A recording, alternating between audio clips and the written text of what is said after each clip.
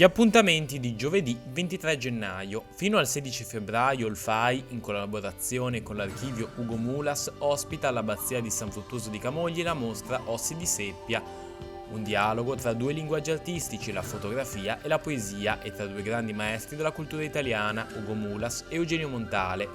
L'impressione e il concetto del paesaggio ligure sono i temi della mostra. Apertura dalle 10 alle 15:45. All'Auditorium San Francesco di Chiavari c'è la presentazione del libro Il Dio dei nostri padri del giornalista Aldo Cazzullo, l'inizio alle ore 11. L'evento sarà tradotto anche in lingua dei segni.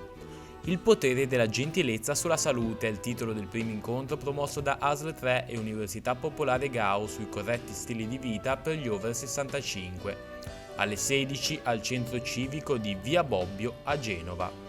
Prosegue il corso di formazione Educare alla pace, responsabilità e risorse per costruire cittadinanza attiva, proposto dai servizi per la pastorale scolastica e la Caritas della diocesi di Savona-Noli. Dalle 17 nel seminario vescovile si parlerà di la comunicazione non violenta e la facilitazione del dialogo di gruppo. Terzo appuntamento de Il Mare, filosofia e poesia a Palazzo San Giorgio di Genova. Dalle 17 Corrado Bologna è protagonista dell'incontro In finché il mar fu sovra noi richiuso, il mare nella Divina Commedia. Presentazione del libro La Liguria è ancora una regione del nord di Maurizio Conti, alle 17:30 al Circolo PD Centro Storico di Genova. Allo spazio Immagina Genova di Piazza Dante c'è la mostra fotografica di Alessandra Carrea intitolata Motherhood Project. L'inaugurazione è alle 18:30. Al ristorante Pizzeria al Datterino di Corso Valparaiso a Chiavari c'è la Cena delle Stelle, una serata organizzata insieme al Centro Benedetta Quarone di Chiavari.